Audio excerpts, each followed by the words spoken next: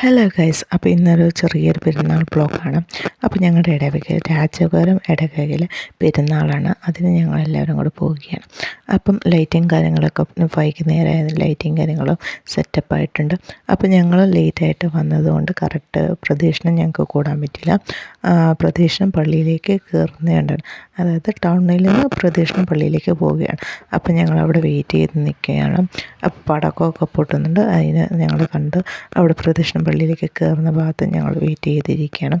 എന്നിട്ട് ഞങ്ങൾ പള്ളിയിലേക്ക് കയറുന്നു. ഞങ്ങൾ ഇപ്പോൾ പടക്കമൊക്കെ പൊട്ടിക്കൊണ്ടിരിക്കണം. അത് കണ്ടിട്ട് പള്ളിയിലേക്ക് കയറിപ്പോയി കേട്ടോ. അങ്ങനെ ഞങ്ങൾ പള്ളിയിലേക്ക് പോയി. അവിടെ ലൈറ്റിങ് കാര്യങ്ങളും നല്ല അടിപൊളിയായിട്ട് സെറ്റപ്പായിട്ട് അറേഞ്ച് ചെയ്തിട്ടുണ്ട്. നമ്മൾ വൈകുന്നേരം പോകുന്നതിൻ്റെ ഉദ്ദേശം തന്നെ ലൈറ്റിങ്ങും കാര്യങ്ങളും അതിൻ്റെ അറേഞ്ച്മെൻറ്റും ഒക്കെ കാണാൻ വേണ്ടിയാണ്. അപ്പോൾ ഞങ്ങൾ പള്ളിയിലെത്തി. അവിടെ പ്രസംഗം നടന്നുകൊണ്ടിരിക്കുകയാണ്. അപ്പോൾ പ്രസംഗം നടന്നുകൊണ്ടിരിക്കുന്നതുകൊണ്ട് ഞങ്ങൾ മുകളിലേക്ക് കയറിപ്പോയില്ല, താഴെ വെയിറ്റ് ചെയ്തു. അപ്പോൾ അവിടെ ഇരിക്കാൻ സ്ഥലം കിട്ടുന്നുണ്ട്. അങ്ങനെ അവിടെ ബാൻഡ് സെറ്റുകാർ ചെണ്ട കൊണ്ടുവച്ചു. അപ്പോൾ കണ്ടപ്പം കുഞ്ഞാറ്റിക്കും പിന്നെ അവിടെയുള്ള പിള്ളേർക്ക് ചെണ്ട കൊട്ടാൻ ഭയങ്കര ആഗ്രഹം. അങ്ങനെ അവർ ചെണ്ട കൊട്ടിക്കൊണ്ടിരിക്കുകയാണ്. പ്രസംഗമെല്ലാം കഴിഞ്ഞു. പിന്നെ അവിടുത്തെ അച്ഛന്, അതായത് ഫൊറോന വികാരിനെ കപ്പോള വാഴ്ച എന്ന് പറഞ്ഞ പരിപാടിയുണ്ട്. അപ്പോൾ അതിൻ്റെ പരിപാടി ചടങ്ങാണ് അവിടെ നടക്കുന്നത്.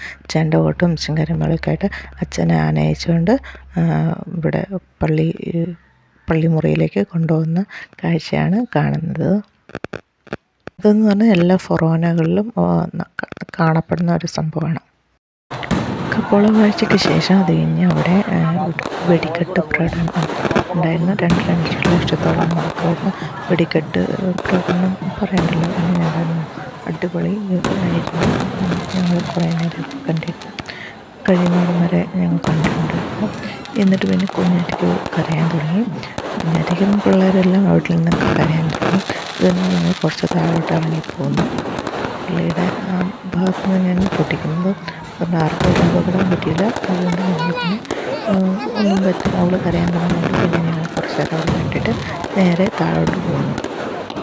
വെടിക്കെട്ടും പരിപാടിയൊക്കെ കഴിഞ്ഞ് ശിങ്കാരിമേളവും ചെണ്ടമേളമൊക്കെ തകർന്നാടി താഴെ കൂട്ടുന്നുണ്ടായിരുന്നു. അത് കണ്ടുകൊണ്ട് ഞങ്ങളവിടെ നിൽക്കുന്നു. അടിപൊളി പിള്ളേരെല്ലാം ഗംഭീരമായിട്ട് ഡാൻസെല്ലാം കളിക്കുന്നുണ്ട്. സെറ്റപ്പായിട്ടെല്ലാം ഒരു വഴിക്ക് പോകുന്നുണ്ട്. അങ്ങനെ പരിപാടിയെല്ലാം കഴിഞ്ഞ് സെറ്റപ്പായി ഞങ്ങൾ പിന്നെ കടകളിലേക്ക് നീങ്ങി. കുഞ്ഞാറ്റയ്ക്ക് ഓരോ സാധനമൊക്കെ മേടിക്കാനും പിന്നെ നമ്മളും എല്ലാവരും പഴയകാല രീതികളിലേക്ക് പറക്കാനും ഓരോ ബേക്കറിയും അതുപോലെ പഴയ മിക്സ് പലഹാരക്കൂട്ടൊക്കെ മേടിക്കാനും ഞങ്ങൾ ഇറങ്ങി. അങ്ങനെ ഞങ്ങൾ പലഹാരക്കൂട്ടൊക്കെ മേടിച്ച് തിരിച്ച് ഓരോ ഐസ്ക്രീമും മേടിച്ച് ഓരോ കളിപ്പാട്ടമൊക്കെ മേടിച്ച് കുഞ്ഞാറ്റയ്ക്ക് വേണ്ടി. അങ്ങനെ ഞങ്ങൾ ഞങ്ങൾ പെരുന്നാളൊക്കെ ഒരു ഐസ്ക്രീം കഴിക്കാൻ ഇങ്ങനെ വീട്ടിലേക്ക് പറിച്ച് ഞങ്ങൾ തിരിച്ച് പോകുന്ന വഴിക്ക് ഐസ്ക്രീമൊക്കെ കണ്ട്. അങ്ങനെ അത് കഴിഞ്ഞ് അവിടെ DJ ഉണ്ടെന്ന് അവർ പറയുന്നു. DJ ഉണ്ടായിരുന്നു. അത് കഴിഞ്ഞ് അതും ഞങ്ങൾ കണ്ടു കേട്ടോ. കുറച്ച് നേരം അതും കണ്ടുകൊണ്ടിരുന്നു. ഐസ്ക്രീമും കഴിച്ച് ഞങ്ങൾ DJ കാണാൻ പോയി. അതും അടിപൊളി DJ ആയിരുന്നു കേട്ടോ. DJ എന്ന് പറയുമ്പോൾ എന്താ പറയുക, അടിപൊളി DJ ആയിരുന്നു. പെരുന്നാളിനൊക്കെ ആദ്യമായിട്ട് DJ കാണുന്നു. ഉത്സവത്തിനൊക്കെ DJ ഉണ്ടായിരുന്നു, പക്ഷേ പെരുന്നാളിന് DJ പരിപാടിയൊക്കെ കുറവായിരുന്നു.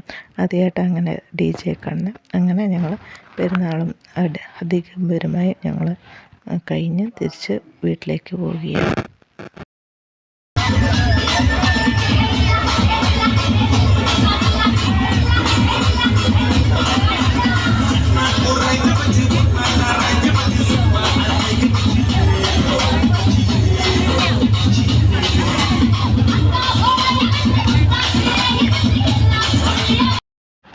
അങ്ങനെ ഏകദേശം പെരുന്നാൾ പരിപാടിയൊക്കെ കഴിഞ്ഞു. അങ്ങനെ ഞങ്ങൾ അമ്മാവൻ്റെ വീട്ടിലെത്തി. അവിടുന്ന് ഭക്ഷണമൊക്കെ കഴിച്ച് അവിടുന്ന് ഞങ്ങൾ പിള്ളേർക്ക് ബലൂണൊക്കെ ഉണ്ടായിരുന്നു. പിള്ളേർക്ക് കുഞ്ഞാറ്റയ്ക്ക് വേണമെന്ന് പറഞ്ഞ് വാശിയുണ്ടായിരുന്നു. അവർക്ക് കളിപ്പാട്ടം മാത്രമാണ് മേടിച്ചത്.